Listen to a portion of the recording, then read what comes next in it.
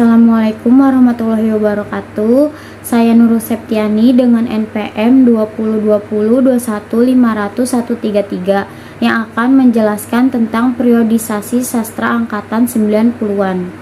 Seiring terjadinya pergeseran kekuasaan politik dari tangan Soeharto ke B.J. Habibie, lalu Kiai Abdul Rahman Wahid atau Gus Dur, dan Megawati Soekarno Putri, muncul wacana tentang sastrawan angkatan reformasi.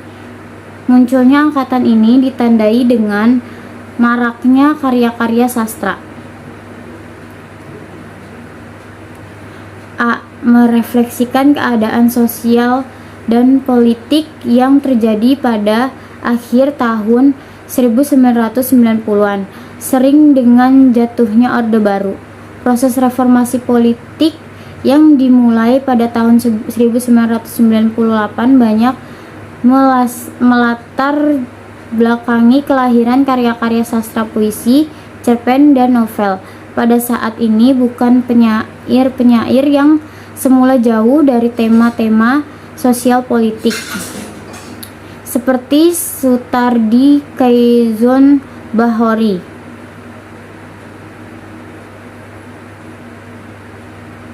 Ahmad Yosi, Harfianda, Acep Zamzam Nur, dan Hartono, Beni Hidayat. Dengan media online dinisastra.com-nya juga ikut meramaikan suasana dengan sejajak sosial politik mereka. Praktik otoriter penuh kebebasannya ekspresi dan pemikiran mengandung renungan religiusitas dan nuansa-nuansa sufistik. B. Kesustraan zaman modern. Di samping menampilkan sejenak sanjak peduli bangsa, istilah yang diusung rubrik budaya Republika, dan karya-karya reformasi yang anti penindasan. Gandurung keadilan, berbahasa kebenaran sesuai Sumpah Rakyat 1998. Muncul pula fenomena kesusastraan gender yang mengarahkan woman lips. Lalu selanjutnya C. Ciri angkatan 90-an. 1. Kecenderungan dominan dari penyairnya yaitu lebih menyodorkan unsur estetika, diantaranya kerumunan tema-tema sosial yang menghinggapi generasi penyair 90-an. 2. Semakin banyak karya-karya sastra yang diterbitkan tanpa ketakutan apapun. Yang ketiga, ditandai dengan banyaknya roman pencintaan mulai memunculkan masalah gender. Lalu yang terakhir, keempat, mulai muncul sastrawan wanita yang menonjol. Periodisasi sastra angkatan 2000.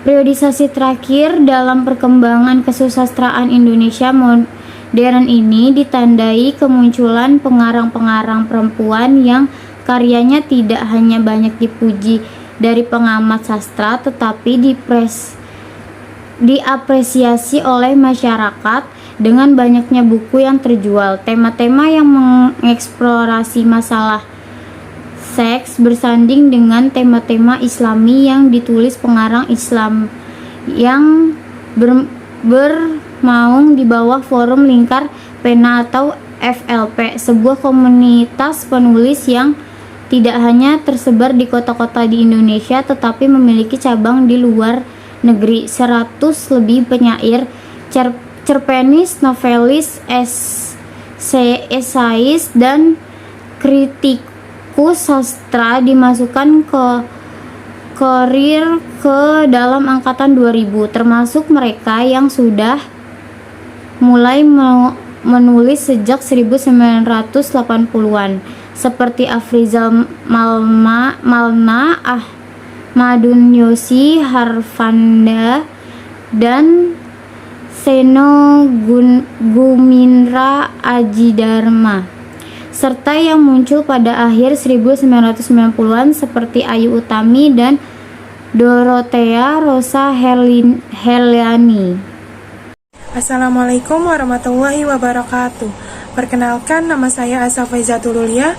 Saya dari kelompok 13 ingin mempresentasikan materi tentang A. Perempuan pengarang kontemporer.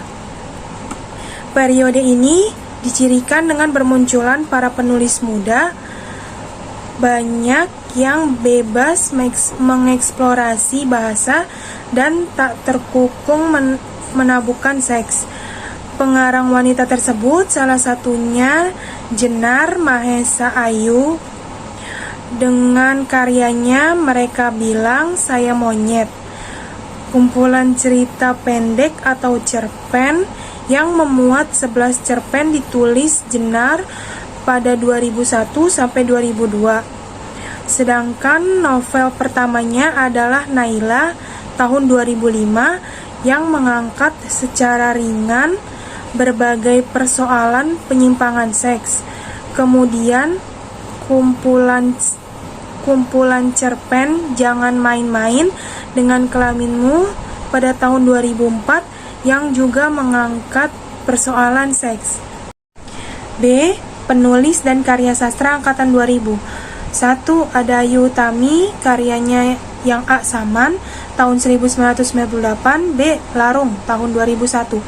Kedua, ada Seno Gumira Aji Dharma, karya sastranya A. Atas Nama Malam. B. Sepotong Senja Untuk Pacarku. C. Biola Tak Berdawai. Yang ketiga ada Dewi Lestari, karya sastranya yang A. Supernova 1, Kesatria, Putri dan Bintang Jatuh pada tahun 2001. B. Supernova 2 bagian 1 yang berjudul Akar tahun 2002. C. Supernova 2 bagian 2 yaitu Petir tahun 2004. 4. Raudal Tanjung Banua, karya sastranya ada A. Pulau Cinta di Peta Buta 2003. B. Ziarah Bagi Yang Hidup tahun 2004. C. Parang Tak Berulu tahun 2005. D. Gugusan Mata Ibu tahun 2005. Yang kelima ada Habibur Rahman El Sirazi, karya sastranya A. Ayat-ayat Cinta tahun 2004. B. Di Atas Sajadah Cinta tahun 2004. Yang C. Ketika Cinta Berbuah Surga tahun 2005. D. Pudarnya Pesona Cleopatra tahun 2005. E. Ketika Cinta Bertasbih yang pertama tahun 2007. F. Ketika Cinta Bertasbih bagian 2 2007. G. Dalam Mihrab Cinta tahun 2007. Keenam ada Andrea Hinata, karya sastranya Laskar Pelangi tahun 2005. B. Sang Pemimpin 2006. Eden Sor 2007. D. Maria Karpov 2008. E. Padang Bulan dan Cinta Dalam Gelas tahun 2010. Yang ketujuh ada Ahmad Fuadi, karya sastranya yang A. Negeri Lima Menara tahun 2009. B. Ranah Tiga Warna tahun 2011. Yang kedelapan ada Tosa, karya sastranya yang A. Lukisan Jiwa yaitu puisi pada tahun 2009. B. Melankolis tahun 2009. C. Peristiwa besar yang terjadi pada angkatan 2000. Berikut adalah peristiwa penting yang terjadi sepanjang periode ini. Yang pertama tahun 2000, Korillayun Rampan mengumumkan adanya sastrawan angkatan 2000. H.B. Jasin meninggal dunia di Jakarta. Buku Aku Ingin Jadi Peluru karya Wiji Tukul terbit. Yang kedua, 2001. Mulai 2001, penghargaan Katulistiwa Literary Award atau KLA diberikan kepada sastrawan yang menghasilkan karya sastra terbaik. Mereka yang pernah mendapatkan penghargaan ini antara lain Gunawan Muhammad, Remi Silado, Hamsat Rangkuti, Seno Gumira Aji Dharma, Linda Kristanti, Sapardi Djoko Damono, Joko Pinurbo, Gus TF, Acep Zamzam Nor. Yang ketiga, 2002. Majalah Horizon, penerbitan buku Horizon Sastra Indonesia yang terdiri dari 4 kitab, yakni kitab puisi, cerpen, novel, dan drama.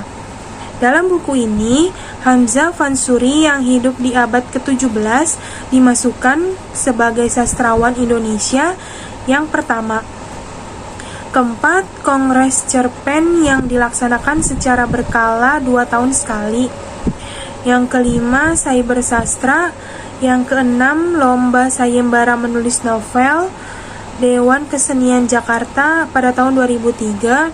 Yang ketujuh, 2003, Separdi Djoko Damono dan Ignas Kleden mendapatkan penghargaan Ahmad Bakri Award karena jasanya di bidang kesusastraan dan pemikiran.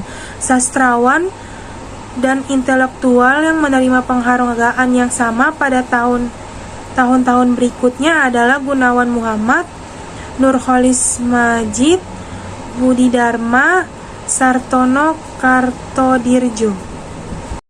Kedelapan, 2004, pemilihan presiden secara langsung yang dilakukan pertama kali di Indonesia. Susilo Bambang Yudhoyono terpilih sebagai presiden, mengalahkan Megawati. Novel Ayat-Ayat Cinta karya Habibur Rahman El Sirazi terbit. Yayasan Lontar mendokumentasikan biografi sastrawan Indonesia, di antaranya Pramudia Ananta, Toer, Agam Wispi, Ahmad Tohari, Umar Khayyam, Separdi Djoko Damono, Sutan Takdir, Alis Jahbana, Putu Oka Sukanta, dan lain-lain. Aktivis hak asasi manusia atau HAM Munir dibunuh. Buku Sastra Indonesia dalam 6 pertanyaan karya Ignas Kleden terbit. 9, 2005, novel Laskar Pelangi karya Andrea Hirata terbit. Novel ini dan novel Ayat-Ayat Cinta menjadi novel paling laris atau bestseller dalam 287 sejarah penerbitan novel di Indonesia. Kedua novel ini juga ditransformasi ke film. 10, Festival Seni Surabaya tahun 2005. 11, 2006, Yayasan Lontar menerbitkan antologi drama Indonesia dari tahun 1895 sampai 2000. Anton Kurnia menerbitkan Ensiklopedi Sastra Dunia. 12, 2007, novel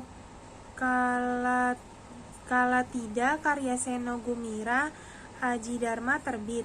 Buku kumpulan puisi autobiografi karya Saud Situmorang terbit. Saud menggerakkan sastra cyber, sastrawan Ode Kampung, dan majalah Bumi Putra. 13, 2008, buku-buku Pramodia Ananta Toer yang dicetak ulang dan buku-buku korban tragedi 1965 yang ingin meluruskan sejarah marak di toko buku dan menjadi buku laris. Misalnya Suara Perempuan Korban Tragedi 65 karya Ita. Assalamualaikum warahmatullahi wabarakatuh. Saya Nisa Putri Bintari dengan NPM 2020215175 akan membacakan bagian D. Ciri-ciri karya sastra angkatan 2000. 1. Tema sosial politik romantik masih mewarnai tema karya sastra. 2. Pilihan kata diambil dari bahasa sehari-hari yang disebut bahasa kerakyat jelataan. 3. Revolusi tipografi atau tata wajah yang bebas aturan dan cenderung ke puisi konkret. 4. Penggunaan estetika baru yang disebut antropomorfisme atau gaya bahasa berupa penggantian tokoh manusia sebagai aku lirik dengan benda-benda. 5. Karya-karyanya profetik atau keagamaan atau religius dengan kecenderungan menciptakan penggambaran yang lebih konkret melalui alam. 6. Kritik sosial yang juga muncul lebih keras. 7. Banyak muncul kaum perempuan. 8. Disebut angkatan modern. 9. Karya sastra lebih marak lagi termasuk adanya sastra koran, contohnya dalam HU atau pikiran rakyat. 10. Adanya sastra bertema gender, perkelaminan, seks, feminisme. 11. Banyak muncul karya populer atau gampang dicerna, dipahami pembaca. 12. Muncul cyber sastra di internet. Kekurangan dan kelebihan sastra angkatan 2000. 1. Kelebihan karya sastra tahun 2000 merupakan A. Pencerminan sebagai karya reformis di mana terjadi revolusi dalam bentuk. B. Penggunaan tema yang beragam. C. Kekuatan narasi yang lancar dan mengalir. D. Banyaknya muncul karya sastra pembangunan jiwa. E. Kejadian menarik yang inspiratif banyak digunakan pengarang dalam menuliskan karyanya. Lalu yang kedua ada kekurangan karya sastra tahun 2000-an. Ada A. Munculnya sastra perkelaminan yang cenderung merusak moral bangsa. B. Adanya lapisan sastrawan muda dengan ekspresinya yang menggebu-gebu, berkat secara terbuka, bebas dan tidak terlalu memperhatikan nilai moral yang berkembang di masyarakat. C. Beberapa sastrawan cenderung sekuler dan feminis dalam menuliskan karyanya. F. Jenis sastra yang berkembang pada angkatan 2000. Yang pertama ada sastra wangi. Tercatat penulis-penulis perempuan banyak yang mengumbar tentang seksualitas yang bagi Taufik Ismail itu sudah kelewat batas. Sejarah pun menggambarkan kesusastraan yang mengakui seksualitas menjadi peristiwa kesusastraan yang memancing caci puji dari wilayah kesusastraan dalam menjelmakan peristiwa kemasyarakatan yang berbuntut pencekalan, penyensoran dan pemberangsuran. Munculnya sastra yang berbau seks ini manual berbagai pro dan kontra, khususnya dari kalangan sastrawan. Saud Situmorang dan Wowok Hestiawan lewat jurnal Bumi Putranya jelas menentang sastra yang berbau seks tersebut. Sastra seperti itu tidak lain akan merusak moral negeri ini. Selain berkembang unsur religius, sastra lokal juga sebetulnya ikut mencuat. Hanya saja seakan tertutup dengan kehebohan sastra yang berbau seks tersebut. Lalu yang kedua ada sastra cyber. Sastra cyber merupakan suatu revolusi. Sebelum munculnya sastra cyber, dunia sastra Indonesia sendiri telah memiliki berbagai kekhasan yang terkait dengan keberadaan teknologi media. Antara lain sastra majalah, sastra koran dan sebagainya. Sastra cyber dengan sifatnya yang bebas itu pernah dituding oleh beberapa pihak sebagai sekedar ajang main-main sehingga karya-karyanya tak bermutu. Meski demikian, seiring berjalannya waktu, saat ini eksistensi karya sastrawan cyber pun sudah mulai diakui, terutama oleh masyarakat, walau untuk apresiasi mungkin masih dipandang sebelah mata oleh sebagian kelompok. Penggunaan istilah cyber sendiri sudahlah jelas dan gamblang menyatakan jenis medium yang dipakai, medium cyber. Persis sama halnya dengan istilah sastra koran, sastra majalah, sastra buku, sastra fotokopian atau stensial, sastra radio, sastra dinding, dan sebagainya. I get dirty thoughts about you. They get worse when